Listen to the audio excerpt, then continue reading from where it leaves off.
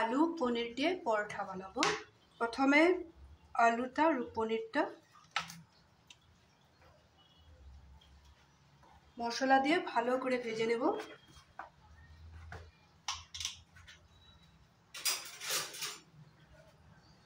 একটু সাদা তেল দিয়ে দিলাম।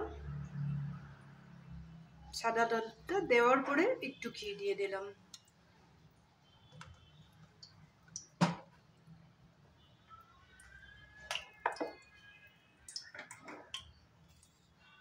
এখানে দিয়ে দেবো একটু কালো জিরা।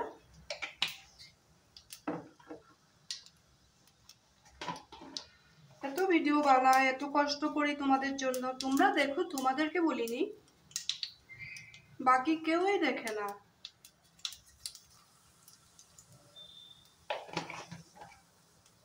একটু আজওয়াইন দিয়ে দিলাম।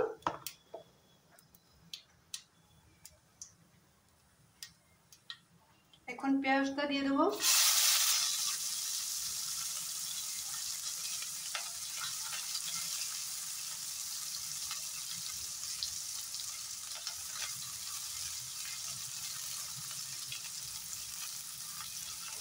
সিদ্ধ করে রাখা আলুটাও দিয়ে দেবো।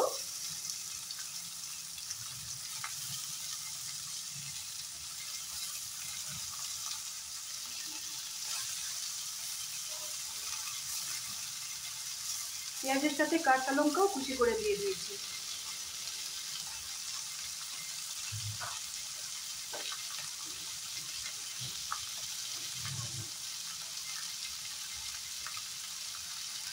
থেতো করে রাখা একটু রসুনও দিয়ে দেবো।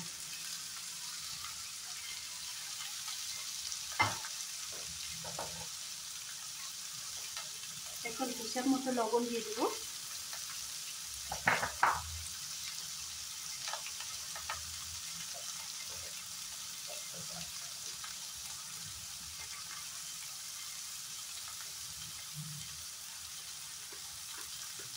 একটু চাট মশলা দিয়ে দেবো।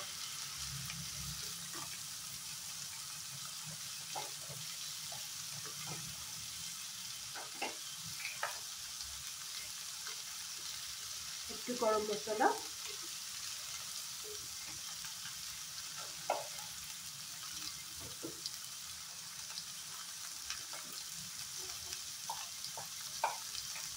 একটু হলদি পাউডার।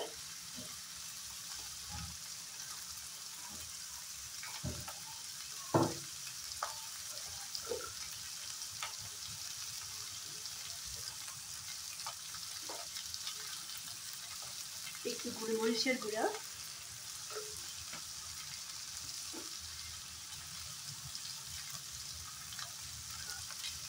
আর কিছু দিব না।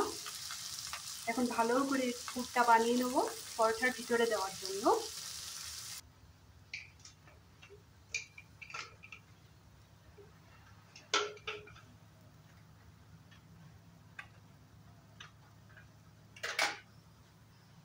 এখন আমি এখানে পনিরটা অ্যাড করব।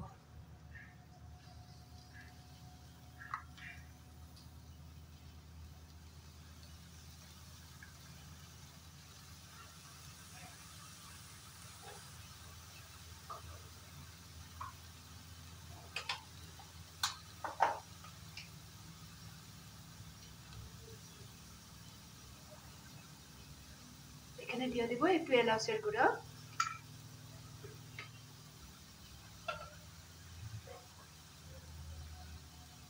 একটু ধনে পাতাও দিয়ে দেবো।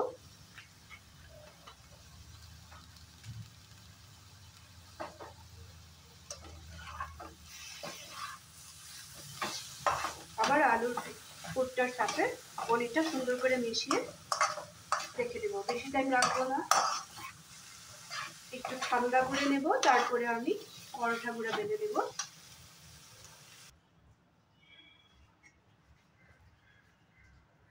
আলু আর পনিরের পুরটা তুলে নিলাম, ঠান্ডা করে নেব।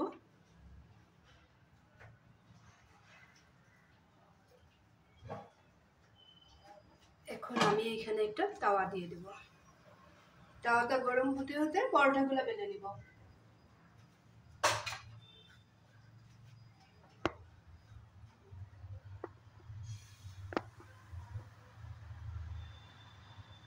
পরোটাগুলো লেসিকেতে ঢেকে রেখেছিলাম।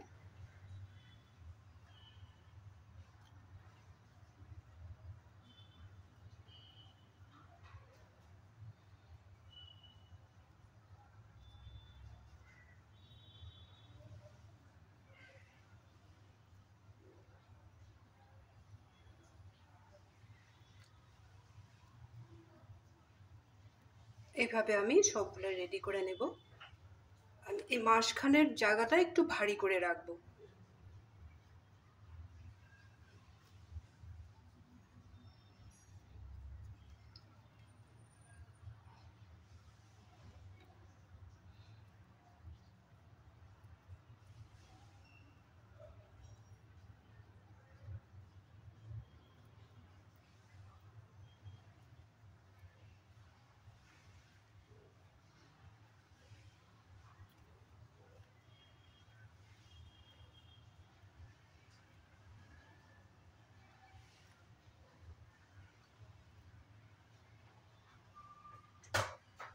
এখন পুরটা ঠান্ডা হয়ে গেছে আলু আর পনিরের।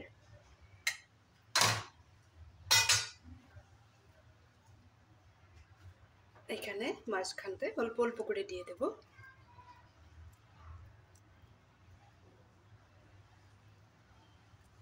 এইভাবে মুখটা বন্ধ করে নেব।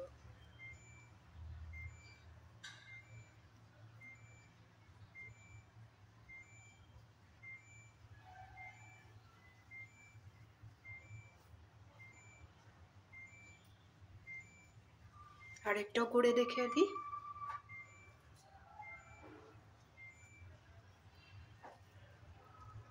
এইভাবে পুরটা দিয়ে দেব, দিয়ে এইভাবে মুখটা বন্ধ করে নেব।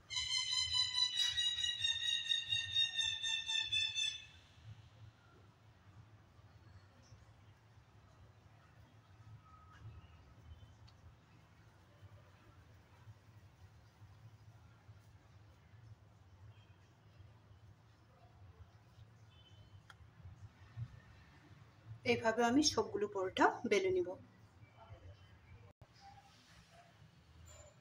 পরোটাগুলো আমার বেলা হয়ে গেছে। এখন গ্যাসে একটা তাওয়া বসিয়ে দিলাম।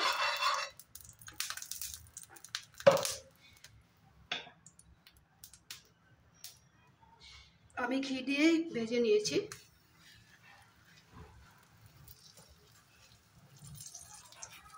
তেল দিয়েও করা যায়।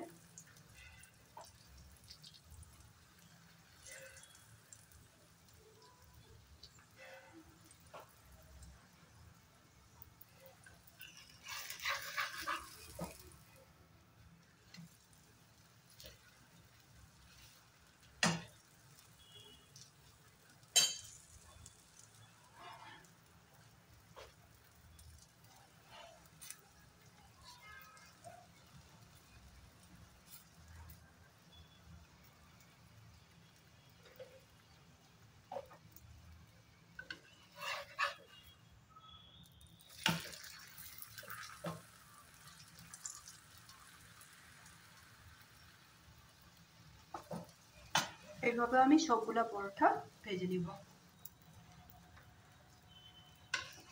আমার সবগুলো পরোটা ভাজা হয়ে গেছে প্রায়, আর একটা বাকি আছে।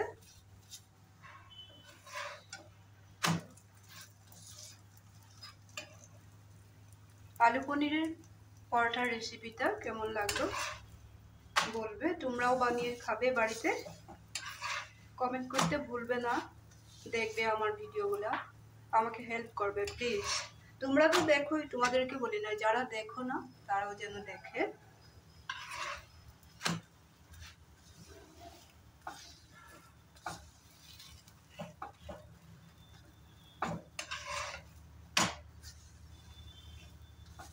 আমি সব সময় কিছু একটা কেউ থেকে শেখার জন্য চেষ্টা করি। আমি যা জানি তাও শিখাবার জন্য চেষ্টা করি, যার জন্যই ভিডিওগুলা বানানো হয়।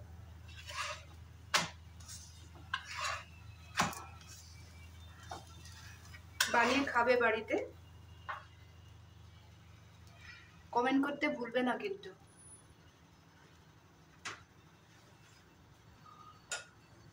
কতগুলো পরোটা এইভাবে হয়ে গেল বানানো। খুবই টেস্টি হয় পনিরগুলো, পরোটাগুলো খেতে, আর খুব নরম হয়। প্রথমেই ময়দাটা টক দই আর ঘি দিয়ে মেখে রাখতে লাগে নরম হওয়ার জন্য। কতগুলো পরোটা হয়ে গেল, আর একটা পরোটা বাকি আছে।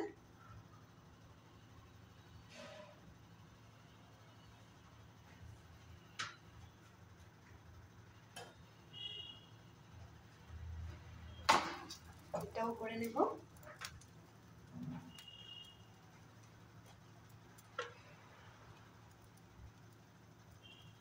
ঘি দিয়েও করতে পারো, তেল দিয়েও করতে পারো। সাদা তেল দিয়ে করলেই ভালো হয়, সরষের তেল দিয়ে তো ভুলেও করবে না, তাহলে এটা আর পরোটা হবে না, অন্য কিছু হয়ে যাবে।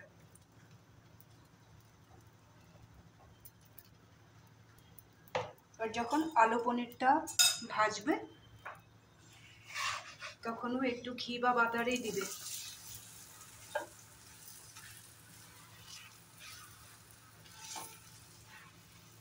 এটা হয়ে গেলে আমার হয়ে গেল। তাহলে বলবে আজকের রেসিপিটা কেমন লাগলো। আজকের জন্য রাখি। সব সময় পাশে থাকার চেষ্টা করবে, দেখবে, লাইক শেয়ারও করবে, কমেন্টও করবে।